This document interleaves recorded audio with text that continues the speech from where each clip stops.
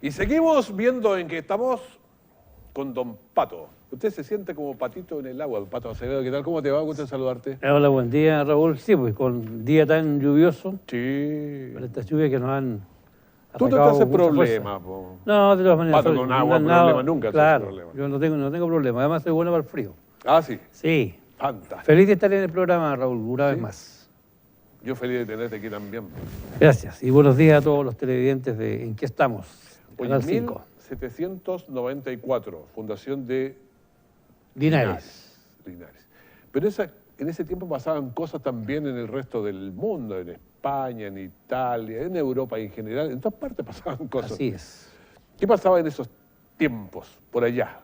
Bueno, 3 años después de la fundación de Linares, ¿Ya? llega la Mona Lisa al Louvre de París. La Mona Lisa al Louvre de Sí, París. señor, desde ese Ya. año que el cuadro se encuentra en el Museo del Louvre de Mira, París. mira. ¿Por qué es tan famosa Ahí está la Mona en Lisa. en fin? Bueno, la Mona Lisa es famosa por varias cosas, po. En primer lugar es una de las obras maestras, o quizás la obra maestra de Leonardo da Vinci. Ya. Leonardo da Vinci, ¿qué podemos decir de él? Que era un genio, un gran pintor. Un genio en todas partes. Era un tipo realmente adelantado a su época.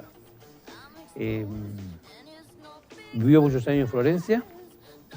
Se dice que era gay, Se dice. ¿sí? Ya. Los historiadores señalan, digamos, que él habría sido gay.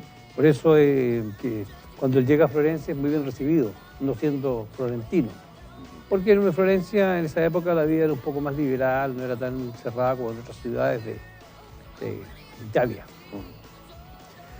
Y la Mona Lisa es Vos le preguntabas, se dice, porque a veces hay cosas que están confirmadas y otras... Bueno, se dice. según los historiadores Ya. fue gay.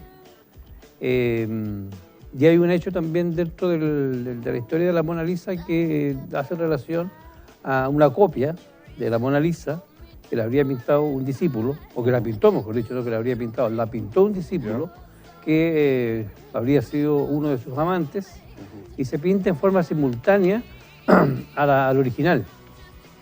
Maestro y discípulo pintaban de forma simultánea la obra. Y hace unos años atrás en el Museo del Prado me encontraron en los depósitos una copia. Esa copia, mejor dicho. Esa copia, es del Exactamente, Prado, se la estamos que se hablando de llama- museos de claro, primera línea. La que se llama hoy día la Mona Lisa del Prado. Ya. ¿Ya? La otra, la original es la Mona Lisa del Louvre. Oye, ¿y se parece...? Pero se digo, idéntica, Así. idéntica. De hecho, ¿Pero hecha por personas distintas o no? claro, por un discípulo discípulo de- Claro, y se hicieron de forma paralela. O sea, tienen tienen la misma datación, digamos. Mientras el maestro hacía la Mona Lisa, el discípulo iba copiando lo que el maestro hacía. Por lo tanto, eso hizo que se determinara de que la obra no había sido pintada entre 1503 y 1506, sino que alrededor de que Da Vinci la habría terminado de pintar poco antes de su muerte, en 1519. Y esto es porque Da Vinci era muy perfeccionista, de tal manera de que él encontraba que siempre a ese cuadro le faltaba algo, entonces lo tuvo alrededor de 15 años, la tuvo en sus manos. Allá, ve la mira de allá, la mira de acá. Exactamente, Sí. exactamente. Y de hecho él nunca dijo quién había sido su modelo.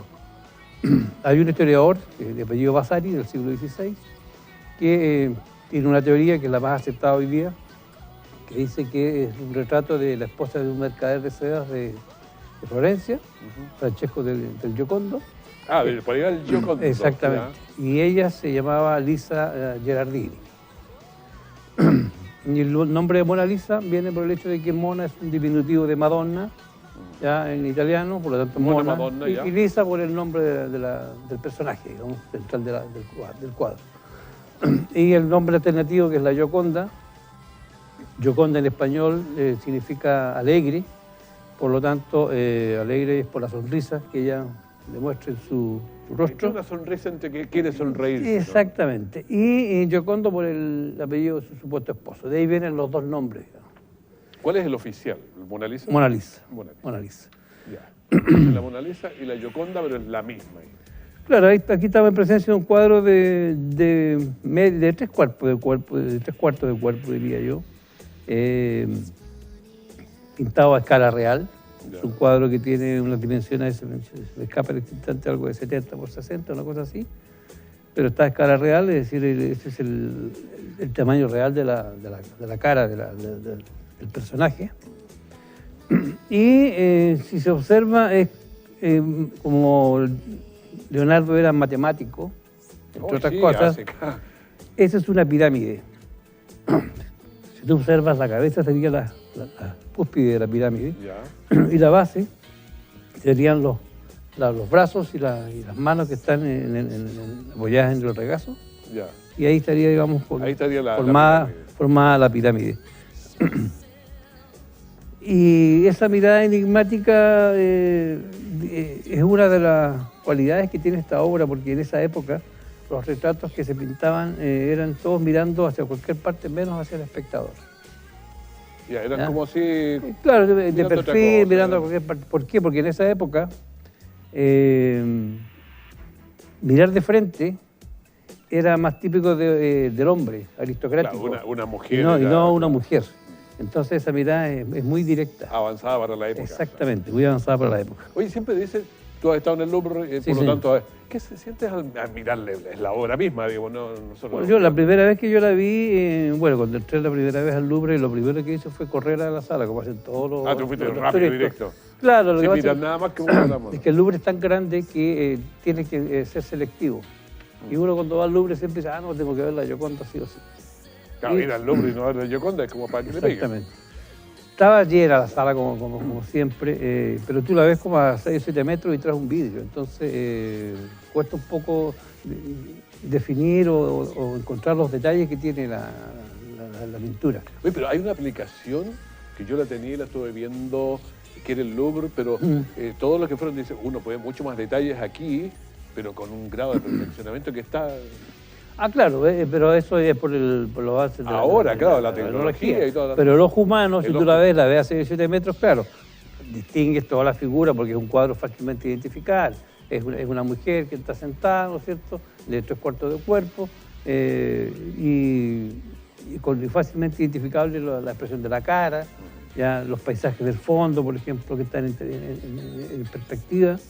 Los de arriba son un tanto realistas porque lo que se ve es lo que realmente existe, es un paisaje. Y en la parte de abajo los expertos señores dicen que es un poco surrealista porque está un poco difuminado. Esto a raíz de la técnica que usaba Leonardo, que es la técnica que se llama del esfumato, que es el óleo se licúa un poco y entonces con pinceladas suaves se va pintando la obra. ¿Ya? Y las líneas se van apenas denotando, digamos, para curar una escena un poco fantasmagórica. ¿Ya? Así que una de las primeras cosas que llamó la atención es que ella miraba a la cara. Por eso tú te giras para allá y para acá, ella siempre te está mirando. Exactamente. Por donde tú la veas, te vas a dar cuenta, digamos, de que ella te está mirando. Te mira. Claro. E incluso la técnica de este del esfumato hace que, como el ojo humano es muy directo, ¿no es cierto?, tú, si la ves de frente, ves la sonrisa a medias. Pues si te corres un poquito hacia la derecha, vas a observar, ¿no es cierto?, que la sonrisa de ella es diferente. ¿Por qué? Porque la visión periférica nos permite identificar, digamos, exactamente la sonrisa que tiene ella ahí de doña Lisa Girardini. Y otra cosa que este cuadro tiene, Raúl, es que generó toda una revolución en su época, porque los retratos en ese tiempo eran prácticamente solamente de medio cuerpo. Se mostraba más bien la cara y parte de los hombros. La parte alta, ya. Exactamente.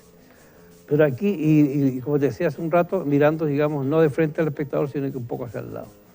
Y este cuadro es prácticamente 3/4, porque tú lo ves, ella estaba con una mirada muy serena, con sus brazos cruzados, ¿no es cierto?, mirando al espectador, con esa sonrisa tan enigmática, tan especial. Y obviamente, exactamente, ella tiene los brazos sobre su regazo, es prácticamente 3/4. Está sentada, ella está sentada, incluso el brazo izquierdo está apoyado sobre el brazo de un sillón. Claro, está así como nosotros, que se nos muestran hasta aquí, un poquito más, muestre un poquito más. Exactamente, Entonces, claro. Y un velo cubre su cabeza, que cae sobre los hombros, muy típico de la época porque las esposas eran retratadas de esa manera para un poco digamos, Proteger las demostrar intimidades. un poco la castidad Claro. de la mujer, de la época. ¿Ya? Eso más o menos en rasgos generales. Y esta técnica y esta forma de hacer retratos y a tamaño real que hizo Leonardo, generó toda una escuela, y durante la pintura europea del siglo, hasta fines del XIX, se empezaron a pintar, digamos, los cuadros, los retratos de esa manera, influenciados precisamente por la Gioconda. Interesante cómo van cambiando todos los tiempos. Pero fíjate que si uno empieza ahí por la mitad del Renacimiento, en el fondo, cambió la forma de pintar, la forma de hacer las esculturas, la forma incluso de salir al aire libre. Absolutamente, absolutamente. Dice que la influencia siempre fue de Tomás de Aquino, porque cambió incluso desde la teología. Siempre antes se miraba desde arriba hacia abajo, y Aquino empezó a mirar con su teología natural de abajo hacia arriba. Uno empieza a pensar que la naturaleza fue teniendo más importancia que la gracia. Antes los ángeles eran grandes y los humanos chiquititos. Exactamente. Entonces ahí empezaron a la Virgen y el Canciller, por ejemplo, que aparece ya la Virgen del mismo porte del Canciller, del mismo porte de la Virgen. Entonces empezó esta cosa más así, digamos, Así a es. pintar. La gente subió a un cerro a mirar el cerro, no antes cuando se le arrancaba una cabra. O sea, fue porque quería sentirse arriba, empezó a valorar la naturaleza. Sí, claro, y eso influenció mucho a los pintores figurativos de esa época. Recuerda que en esos años obviamente ya no existía la fotografía, por lo tanto la pintura era la fotografía del momento. Y era lo que hacían los pintores, digamos, del Renacimiento. Eran todas figuras que tú las ves en el diario vivir. No era nada surrealista ni conceptual. Claro, pero antes del Renacimiento, las pinturas que quedan por ahí son casi siempre de seres celestiales y cosas así. Para atrás, un mono así todo chiquitito era el humano. Po. Recuerda tú que en esa época la mayoría de las personas, no de la alta sociedad, eran analfabetos. Entonces la iglesia, la única forma que tenía de poder educar era a través de la pintura. Por eso tú vas a observar que del Renacimiento hacia atrás, la mayor parte de las pinturas son religiosas y te muestran escenas, digamos, de la Biblia o de Jesucristo. Claro. Mi distinguido... Oye, nos entusiasmamos con la Gioconda, pero cualquiera se entusiasma con la Gioconda, así que no es ningún Así pecado. es, señor. Es un cuadro muy, bueno, es el más deseado, diría yo, y más apreciado en el mundo del arte hoy día. Sí. Hoy estaba mirando entre las efemérides, se suicida el emperador Nerón después de puesto en el Senado romano. Eso fue el 411 a.C., un día 9. Claro. De junio. Menos mal. Sí. Fallece Alejandro Magno, lo veo el día 13, rey de Macedonia. Gran conquistador, ¿eh? Un gran conquistador. Cuando llegó al final y lloró, dicen, porque no había más mundo que conquistar. Sí, exactamente, señor. Sí. Y murió muy joven. Sí. 1983, ¿qué pasó?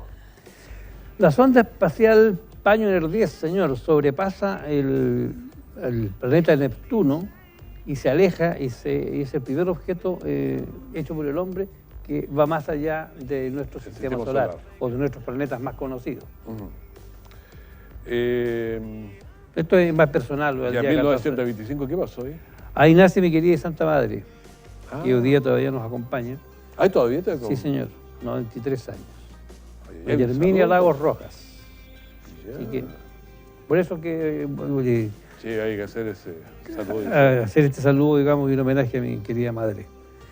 Y el 16, Ya. esto es para las mujeres de Chile y del mundo, a bordo del Vostok 6, la astronauta Valentina Tereskova se convierte en la primera mujer en subir o estar en el espacio. Y el 17, ya todos sabemos, es el día, nuestro día, pues, el día del papá. El Día del Papá. Y ahora de la Valentina Tereskova se convierte en la primera mujer. Es que me acordé de Natasha Frotaleskova. No la conozco. Frotaleskova. No, Frotaleskova, ya. Pensé que estaba hablando en serio. ¿Ya? Pensaste que yo era serio. Sí. Mira lo que pensó. Usted no es, no, sí, yo sé que usted es serio y no serio. ¿Ya? Y eso hace que este programa sea muy grato y muy ameno. Ay, Bueno, Pato, ha sido genial estar contigo como siempre. La cultura del mundo llega aquí hasta Canal Bueno, 5. también para mí ha sido un placer y será hasta una próxima oportunidad donde podremos hablar nuevamente de hechos históricos dignos de recordar y de alguna obra de arte en particular. Tal vez Miguel Ángel pudiera ser una Miguel opción. Ángel, claro. Sí.